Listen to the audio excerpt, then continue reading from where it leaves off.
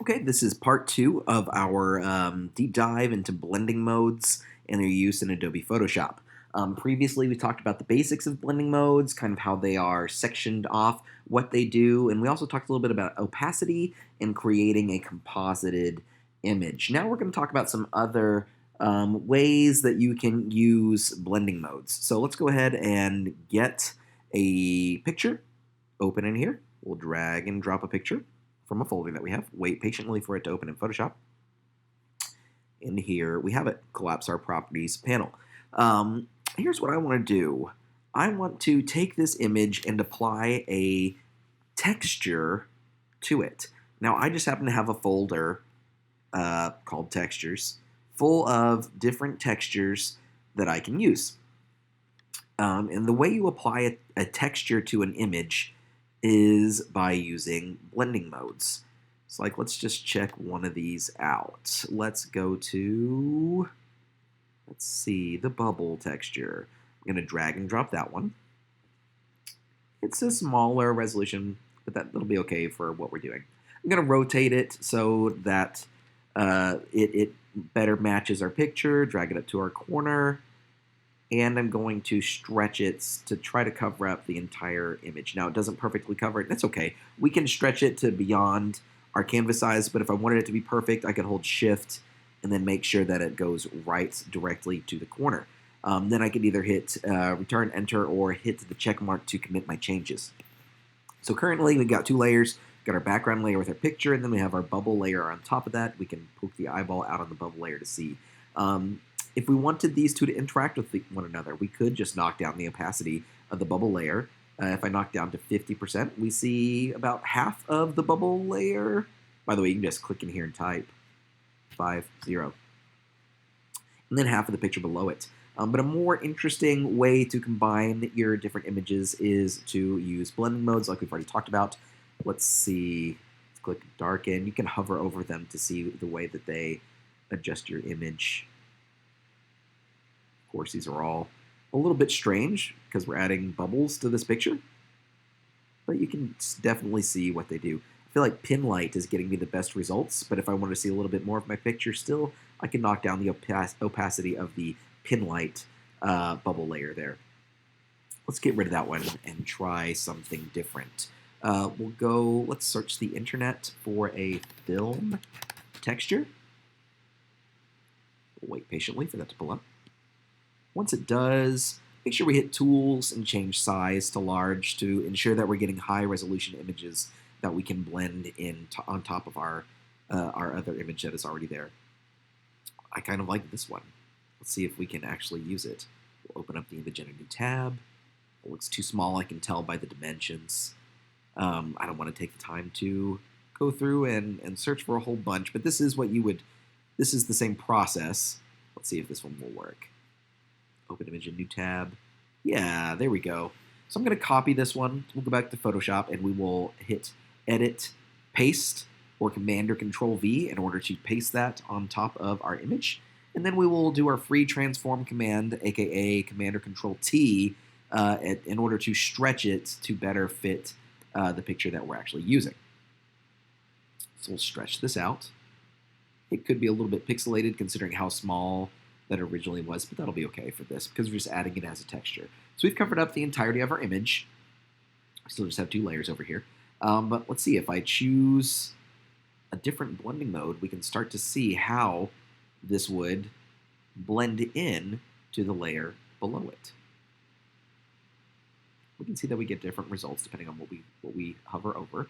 Let's leave this at pin light. And actually, let's close this out and grab another picture real quick. We'll come back to that one in a minute. Let's see.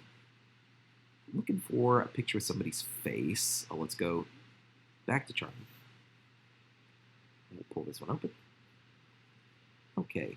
This time, let's go back to Google and we will search, let's see, lizard scale texture. And we'll see what we get. Oh yeah. We'll hit Tools and change our size to large. I thought that those looked too good to be true. Normally when you do this, the quality of the images that you get back is not always quite as good, but you they will look better in the end. Let's check and see if this one will work for us. Open image in new tab. Nope, too small. Let's try one more.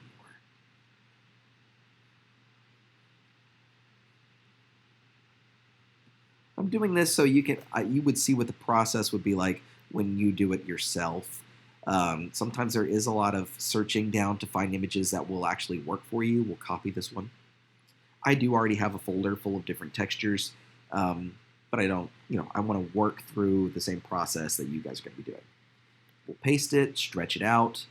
I'm just going to make sure we cover up his face there. And it's okay, once again, if it does go over the canvas edges a little bit. What we don't want is that little bit at the bottom, because we're going to claim fair use for this usage, because we're going to modify this picture so much that way it would no longer resemble the original, and we're not using it for any commercial purposes. Let's start by hovering over and seeing the different blending modes and how they work with this. I'm just looking at the skin here. I really kind of liked multiply, but the effect was a little bit much, so I could just knock down the opacity of it just to lessen the effect. Now, of course, it looks stupid in certain parts, but looks good in others, so we could use our eraser tool.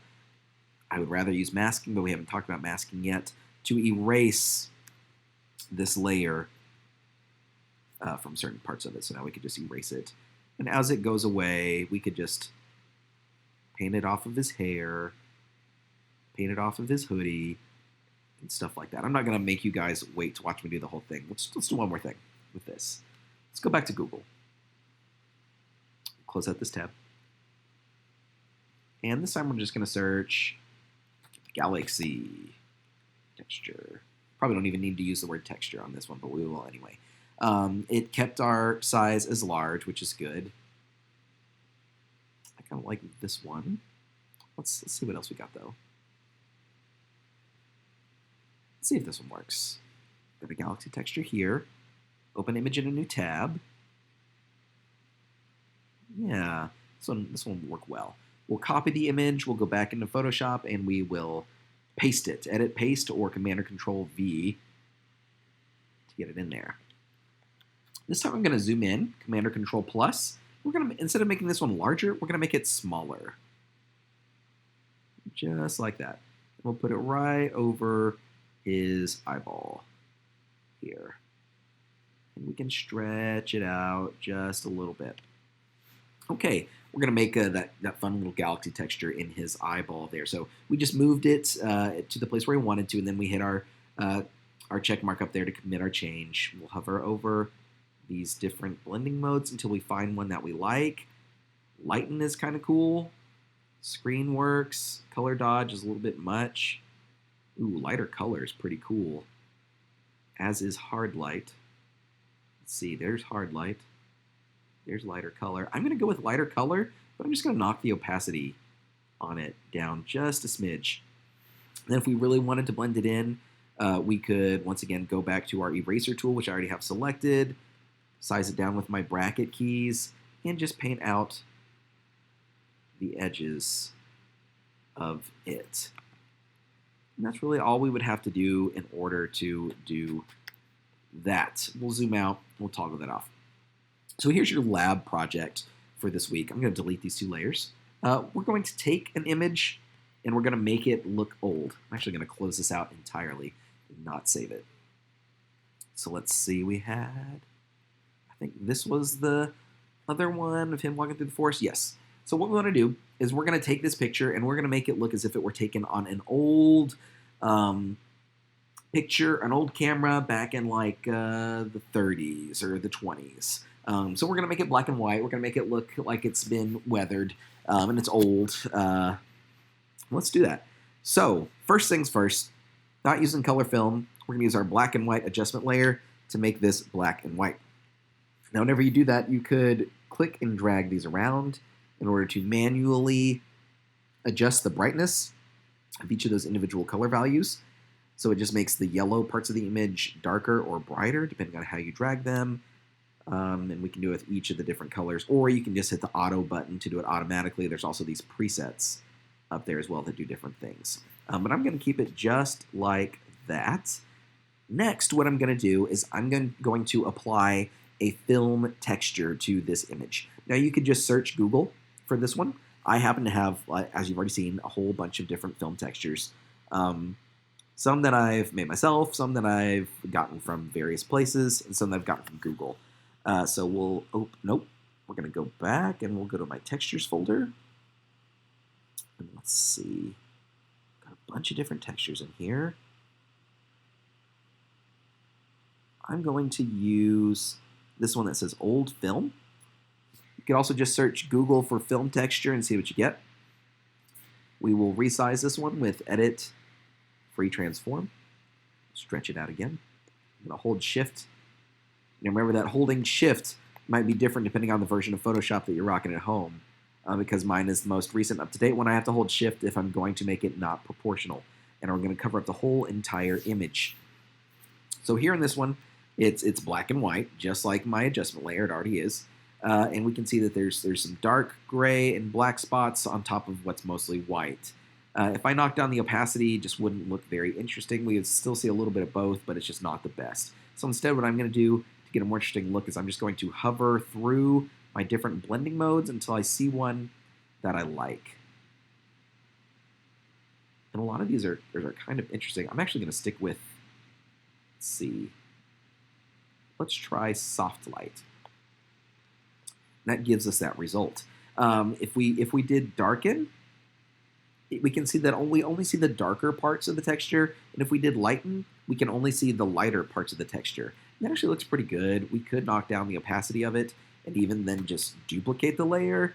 I did that by holding Command or Control and hitting J, but you could also duplicate it by dragging it down on top of the new layer icon. Let's change. So now we have 3 copies of our film layer. We have old film 3, old film 3 copy, and then old film 3 copy 2. We're going to change this one to darken and knock the opacity way down, and we'll change this one to, what was our original one? The original one was lighten. So let's change this one to overlay. And we'll also knock the opacity of this one way, way, way, way down. So what we did is we started off with this picture. We made it black and white. We added in a little bit of a film texture. Let's knock the opacity of that down more. And we added in a little bit more variations of that texture just to give it that kind of look. Let's add in one more different texture. So I've got these different light leak ones over here. I'm going to add in this one that has like a light leak at the top, but we'll make it on the side. So we'll drag and drop it. You could also hit File Place. Now this is going to be interesting because it's going to be underneath 2, but on top of 1. But we could rearrange it if we wanted to. We'll hit Command or Control T for our free transform command. I'm going to rotate this by going beyond my corner until I see that curvy slider there, and we'll rotate it. By the way, if you hold Shift whenever you're rotating, it rotates it in, I think, increments of 15 to make sure that you can get to 90 degrees or 45 degrees. So if you want to make it, if you want to rotate it like 45-degree angle, hold Shift and it'll be easier. All right, we'll hit the check mark here, and we'll change the blending mode of this one. I always just like to hover through just to see what I'm going to get. But the more you use these, the more likely you are to have a real specific blending mode in mind. If I wanted the color, I could go down here to the ones at the end and click on color to get that type of look. But in this one, I don't really. I'm going to go with screen. I'm going to actually drag this beneath my black and white layer so it will go black and white too. So now it looks like I have a little bit of a light leak there on the side. Now to finish this off, I'm going to add a little bit of an old film tone to it. We're going to give it that orangey look by adding a photo filter adjustment layer. It's one that looks like a little camera icon with a circle. And if you hover over it, it will tell you photo filter right there. It will also tell you what it does. This one says create a new photo filter adjustment layer. So we just added it. We're making sure that it's at the top. Remember, if it's not at the top, you can click and drag to make sure it goes where you want it to go. This is just a warming filter, but there's a whole bunch of different ones here that you can choose. If you don't want that, you can also just choose to manually select a color that you want to add to it. But what I'm going to do is I'm going to go with one of the little preset filters that they've got. Let's do just a warming filter. Density is how much it's there. And I kind of like that. So if I were happy with this, I would hit File, Save As. If I'm not done, I want to come back to it and work on it later, I would keep my format as Photoshop. That way it would keep my layers intact, so I could go back and modify them later. I could change the blending mode, could change the opacity, I could delete them, poke out their eyeball, I could do anything I wanted to with the layers. It would keep them exactly how they are, and I could work on it on my computer, a different computer, wherever I'm at, as long as I have access to that file. But I know that I'm done with this one, so it's exactly how I need it to be. So I'm going to select JPEG. That will flatten all of my layers into one document, but it will be a smaller file size and easier for other people that don't have Photoshop to view it. So we'll just call this one Aged Photo, and I'm going to save it just in my same spot and hit Save. That will pop up this other dialog box. Whenever that happens, you can see it says Merging Layers. Always make sure you're at 12. And if you want to see how big the file size is, hit Preview, and it will tell you right over here. If it's too big of a file, like if it's, I don't know, more than like 20 megabytes, which this definitely isn't. If it's too big, though, you can knock down the quality size right there. And we'll just hit OK, and then we would have a JPEG that's ready to go. So you can see, step by step here, we started off with that one. We made it black and white. We added in our little light leak on the side, and then we added in a bunch of textures. And finally, to top it all off, we added in that warming filter at the end to just give it that antiqued look. So that's a lot of different ways to use blending modes. And what we just did is actually your lab project for this week. So that's it for blending modes for now.